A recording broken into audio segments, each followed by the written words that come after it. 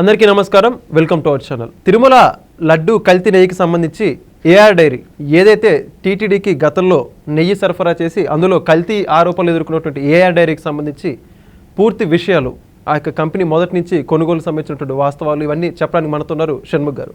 షణ్ముఖ్ గారు నమస్కారం. నమస్తే అండి సార్, మనం చూస్తున్నాం ఏఆర్ డైరీ ఇప్పుడు ఏదైతే కల్తీ నెయ్యికి సంబంధించి ప్రధానంగా ఆరోపణలు ఎదుర్కొంటున్నటువంటి కంపెనీ, ఈ యొక్క కంపెనీ వేరొక కంపెనీ నుంచి దాదాపుగా 350 రూపాయలకి నెయ్యి కొనుగోలు చేసి తిరుమలకి 325 రూపాయలకే అమ్మినట్లు లెక్కలో బయటపడడం జరిగింది. అసలు ఇంత తక్కువ రేటుకి ఎందుకు అమ్మవలసి వచ్చింది? దీని గురించి మీరేమంటారు? ఇప్పుడు ఈ ఏఆర్ డైరీ అనే అంశం మనం కొద్దిసేపు పక్కన పెడదాం.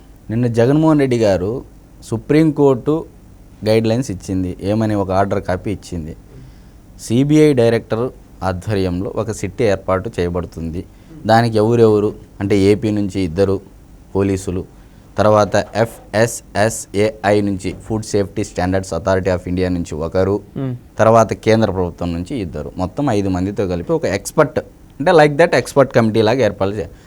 అది ఎప్పుడైతే అనౌన్స్మెంట్ వచ్చిందో జగన్మోహన్ రెడ్డి గారు తొందరపాటు, భంగపాటు, ఉలిక్కిపాటు అన్నీ మొదలయ్యాయి. ఆయన ఏమంటాడు, వైవి సుబ్బారెడ్డి ఏమంటాడు, సిబిఐ ఎంక్వైరీ కోరల్లా అని చెప్పేసి ఆయన అంటాడు.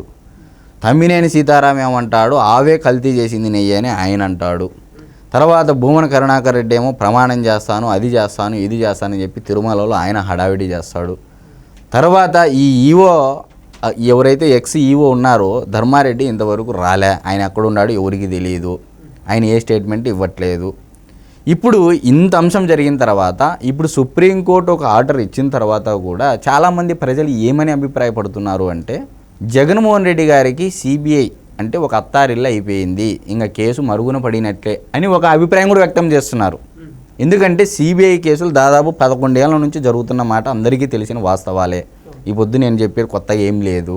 మరి ఇది కూడా సిబిఐకే డైరెక్టర్ ఆధ్వర్యంలో పోతే జగన్కి ఇంకా పండగే, ఇది ఎప్పటికీ తేలదు పెట్టదు, కోర్టులను మేనేజ్ చేయడంలో జగన్మోహన్ రెడ్డి గారు దిట్ట అని చెప్పేసి ఇప్పుడు ప్రజలు అనుకుంటా ఉన్నారు. మరి ఇది కూడా పక్కన పెట్టినట్లయితే అసలు నువ్వు అడిగిన ప్రశ్న ఏదైతే ఉందో, ఏఆర్ డైరీ అన్నావు, వైష్ణవి డైరీ అన్నావు, 355 రూపాయలు కొన్నారు అని చెప్పేసి అన్నావు.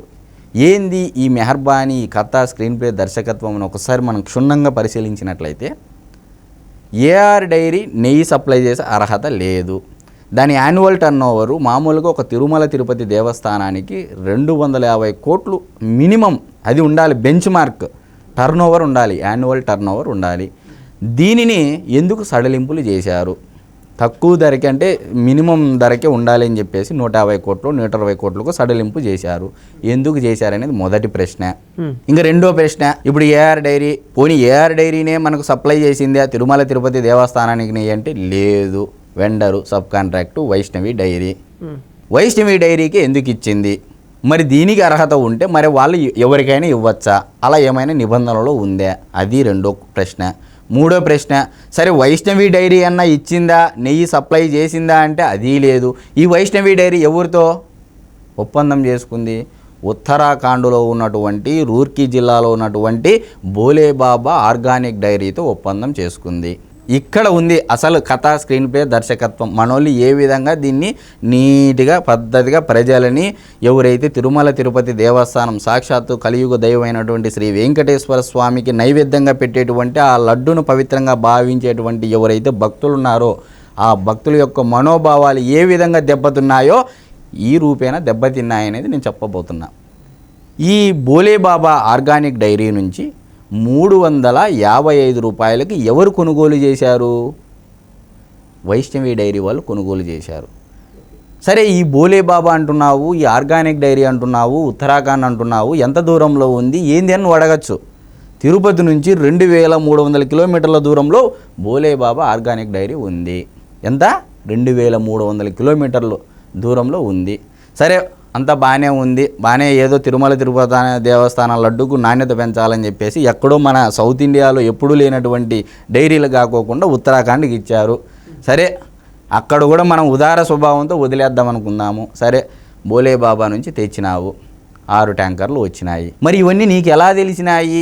ఏంది ఇది అని అంటే స్టేట్ కమర్షియల్ ట్యాక్స్ డిపార్ట్మెంట్ వాళ్ళు ఇన్వాయిస్లు తీస్తారు. ఇన్వాయిస్లు స్టేట్మెంట్ ఏ టోల్గేట్ల ద్వారా ఆ వాహనాలు వచ్చాయి, ప్రతి ఒక్కటి ఇన్వాయిస్ ఉంటుంది స్టేట్మెంట్ వాళ్ళ ద్వారా.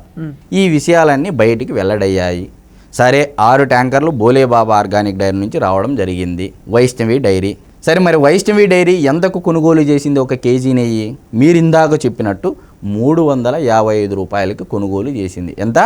1 కేజీ బోలేబాబా ఆర్గానిక్ డైరీ నుంచి వైష్ణవి డైరీ వాళ్ళు 1 కేజీ 355 రూపాయలు కొనుగోలు చేశారు. మరి ఈ వైష్ణవి డైరీ వాళ్ళు ఏఆర్ డైరీకి, అంటే తిరుపతికి 500 కిలోమీటర్ల దూరంలో దుండిగల్ అనే ప్రాంతంలో ఉన్నటువంటి ఏఆర్ డైరీకి ఈ వైష్ణవి డైరీ వాళ్ళు ఎంతకు అమ్మారు?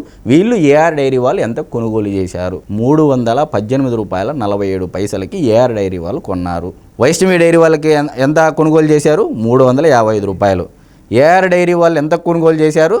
318 రూపాయల 47 పైసలు, అంటే దాదాపు 36 రూపాయల సంథింగ్ 46 పైసా. అంటే నష్టాన్ని భరించింది ఎవరు? వైష్ణవి డైరీ. అక్కడ 355 రూపాయలకి కేజీ నెయ్యి కొనుగోలు చేస్తే 36 రూపాయల 46 పైసల నష్టాన్ని భరించి వైష్ణవి అంటే ఏఆర్ డైరీకి అమ్మకం చేసింది నెయ్యి. ఇప్పుడు ఈ ఏఆర్ డైరీ వాళ్ళు 1 కేజీ నెయ్యి ఎంత కొనుగోలు చేసినట్టు? 318 రూపాయల 47 పైసలు. మరి వీళ్ళు ఎంతకు ప్రాఫిట్ వేసుకొని తిరుమల తిరుపతి దేవస్థానానికి అమ్మారు? 319 రూపాయల 80 పైసలు. ఇంతకు చేశారంటే రూపాయి సంథింగ్, ఒక 57 పైసలు 60 పైసలు సంథింగ్ అటు ఇటు మార్జిన్ పెట్టుకొని తిరుమల తిరుపతి దేవస్థానానికి అమ్మారు. మరి ఇప్పుడు కల్తీ ఎక్కడ జరిగింది అనేది మీకు ఒక సామాన్యుడిగా నేను ఇంత చెప్పిన తర్వాత ఎక్కడ అర్థమవుతుంది? ఎవరైతే నష్టాన్ని భరించారో ఎందుకు నష్టాన్ని భరించి వీళ్ళకి అమ్మారు? నిజంగా వీళ్ళకంత యాన్యువల్ టర్న్ ఓవర్ ఉండి వీళ్ళకంత సప్లై చేసే అర్హత ఉంటే ఇంతమందికి ఎందుకు మార్చుకుంటూ పోయారు? మరి ఈ రోజుల్లో కేజీ నెయ్యి, గతంలో మనం సెంట్రల్ వెబ్సైట్ చూసాము, కన్జ్యూమర్ gov.inలో వెళ్తే ఏ కంపెనీ ఎంత, అది నిబంధనలు ఎంత మేర అమ్మాలి, కేజీ నెయ్యి 900 ml 500 ml 480 ml అని చెప్పేసి అన్ని లిస్ట్ అవుట్ గతంలో ఒక వీడియోలో చెప్పడం జరిగింది. మరి ఇంత జరిగిన తర్వాత కూడా ఇవన్నీ ఏ కోహనా మేధావులు మాట్లాడరు. ఇప్పుడు సుప్రీంకోర్టు గైడ్లైన్స్ ఏమిచ్చింది? సిబిఐ డైరెక్టర్ ఆధ్వర్యంలో ఒక సిట్ ఏర్పాటు చేస్తున్నామంటే దొంగలు బయటపడబోతున్నారు. ఇవన్నీ మీకు ఎలా తెలిసాయంటే స్టేట్ కమర్షియల్ ట్యాక్స్ డిపార్ట్మెంట్ ద్వారా ఇన్వాయిస్లు తీస్తే ఏ టోల్గేట్ల ద్వారా వాహనాలు వచ్చాయనేది కూడా క్లియర్గా తెలుస్తుంది. ఇది నేను చెప్పేది కాదు, ప్రతి ఒక్కరూ చూడొచ్చు. లేకపోతే మీకు ఇన్ఫర్మేషన్ కావాలి, అయా మీరు దొంగ స్టేట్మెంట్లు ఇస్తున్నారు, దొంగ ప్రచారాలు చేస్తున్నారని ఎవరైనా అనేవాళ్ళు ఉంటే రైట్ టు ఇన్ఫర్మేషన్ యాక్ట్ 2004లో ఒక చట్టం వచ్చింది, ఆర్టీఐ. దాని ద్వారా మీరు ఇన్ఫర్మేషన్ తెప్పించుకోవచ్చు. గవర్నమెంట్కి పెట్టుకొని అర్జీ పెట్టుకుంటే నెలలో 20 రోజులకే ఎవరికి కావాలంటే వాళ్ళకే ఇస్తారు డేటా, ఇబ్బంది ఏం లేదు. ఒక్కో మీడియా ఒకలా చూపిస్తుందని అనుకునే వాళ్ళు రైట్ ఇన్ఫర్మేషన్ యాక్ట్ ద్వారా ప్రభుత్వానికి పెట్టుకోండి, వస్తుంది డేటా. ఇప్పుడు చెప్పండి, 36 రూపాయల నష్టానికి ఇక్కడ వైష్ణవి డైరీ వాళ్ళు ఎందుకు కొనుగోలు చేశారు? మరి అమ్మిండేది ఎంత కమ్మినారు వీళ్ళు? 318 రూపాయలు 355 కొనుగోలు చేస్తే ఎలా అండి? ఎలా అసలు నష్టానికి ఎవరన్నా బిజినెస్ చేస్తారా? ఎందుకు వీళ్ళు చేశారు? అక్కడే జరిగింది అసలు మతలబు. అంతా కల్తీ చేసి ఏఆర్ డైరీకి ఏవైతే కంటైనర్లు వచ్చాయో అయ్యే కంటైనర్లను వేరు ఇన్వాయిస్లతో తిరుమల తిరుపతికి పంపించారు. ఆ దేవస్థానం నెయ్యి అన్లోడింగ్ చేయడానికి పంపించారు. ఇది అసలు మ్యాటర్. గతంలో చాలా వీడియోలో కొంతమంది చెప్పారు, అంతా ఫైన్ బాగానే ఉంది. అసలు మ్యాటర్ ఇది. బోలేబాబా ఆశీర్వాదం ఇచ్చాడు, వైష్ణవి వాళ్ళు అంతా కల్తీ చేశారు. పక్క జగన్మోహన్ రెడ్డి గారు దీనికి సంబంధించి నిన్న ప్రెస్ మీట్ పెట్టేసి అసలు సిట్ అవసరం లేదు, దీనికి బిట్ అవసరం లేదు, కల్తీ జరగలేదని ఎవరికైనా ప్రతి ఒక్కరు అర్థమవుతోంది అంటున్నారు. పక్క ఇంత వ్యవహారం నడుస్తూ ఉంటే జగన్మోహన్ రెడ్డి అలా అనడానికి గల కారణం ఏముంటుంది అంటారు? కారణం ఏముందండి, ఇప్పుడు ఒక్కొక్కరు వాదన చేసుకుంటూ వచ్చారు. ఎక్కడైనా వైఎస్ఆర్సీపీ పార్టీ నుంచి ఒక్కరైనా నిలకడగా ఒక స్టేట్మెంట్ మీద ఉన్నారా? వైవి సుబ్బారెడ్డి గారేమో సుప్రీంకోర్టుకి ఎక్కుతారు. సుప్రీంకోర్టు నిన్న ఎంత సీరియస్ అయింది ఇదే విషయం పైన? అయా మీ రాజకీయాలకు సుప్రీంకోర్టును వేదికగా చేసుకోవద్దు. అది ఎవరికి స్టేట్మెంటు? ఎవరు పిటిషన్లు వేశారు సుప్రీంకోర్టులో లడ్డు విషయం పైన? రాజకీయంగా మాకు నష్టం జరుగుతుందని చెప్పేసి ఎవరు వేశారు? ప్రతిపక్ష పార్టీ వాళ్ళు వేశారు. దానికి వీళ్ళు ఏం సమాధానం చెప్పుకోవాలా? ఎక్స్ఈఓగా ఉన్నటువంటి ధర్మారెడ్డి చేత అప్పుడు ఉన్నటువంటి ఏవైతే ఉంటాయి కదా ఇన్వాయిస్లు, స్టేట్మెంట్, వాళ్ళకి తెలియనివి ఏం కాదు కదా. మరి అన్నీ తీసి ఆధారాలతో సుద్దా సిట్ వేసినా కూడా ఏమన్నా చేసుకో, మేము కల్తీ చేయలేదు అని చెప్పేసి జగన్మోహన్ రెడ్డి గారు ఎందుకు ప్రెస్ మీట్ పెట్టారు? ఒకప్పుడు ఇదే జగన్మోహన్ రెడ్డి గారు కేంద్రంలో ఎల్లయ్యుండని పుల్లయ్యుండని సుబ్బయ్యుండని మెడలు వంచి ప్రత్యేక హోదా తెస్తామని అన్నారు. మరి అదే మాట ఇదే విషయంలో చంద్రబాబు నాయుడు గారు సిట్ వేసుకుంటాడు, సిబిఐ వేసుకుంటాడు, ఇంటర్పోల్ వేసుకుంటాడు, ఎవరినైనా వేసుకొని భయపడేదే లేదు, మేము కల్తీ చేయలేదని ఎందుకు బరాబరిగా చెప్పటం లేదు? అవునా కదా? మరి ఇప్పుడు జగన్మోహన్ రెడ్డి గారు మాట తప్పడు మడమ తిప్పడు అని అంటారు. మరి ఎవరు మాట మీద ఉన్నారు, ఎవడు మడమ తిప్పుతున్నారు అనేది ఇప్పుడు జగన్మోహన్, మీరు ఇందాక అడిగారు సిట్టు లేదు బిట్టు లేదు, నా మీద దుష్ప్రచారం చేస్తున్నారు అని సన్నాయి నొక్కులు నొక్కుతున్నాడు జనాల్లో ఒక సింపతి క్రియేట్ చేయడానికి అని చెప్పేసి. మరి నిజంగా జగన్మోహన్ రెడ్డి గారు తప్పు చేయడం లేదని ఆయన భావిస్తే ఏదన్నా జరగనియండి, దేవుడు అన్నీ చూసుకుంటాడు అని చెప్పేది మీరే.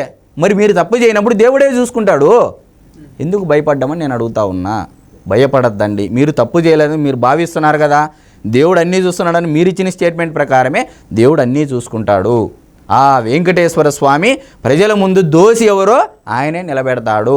ఎందుకు మీరు ఉలిక్కి పడుతున్నారు? నేను చేసిన మంచి ఇంకా కొనసాగుతూనే ఉందంటే ఏంది లడ్డు కల్తీ విషయమా? అంటే ఇలాంటివి చెప్పుకుంటూ పోతే కోకోలలు ఉన్నాయి. జగన్మోహన్ రెడ్డి గారు నిజంగా తప్పు చేయలేదని ఆయన భావిస్తే దేవుడు నిన్ను రక్షిస్తాడు.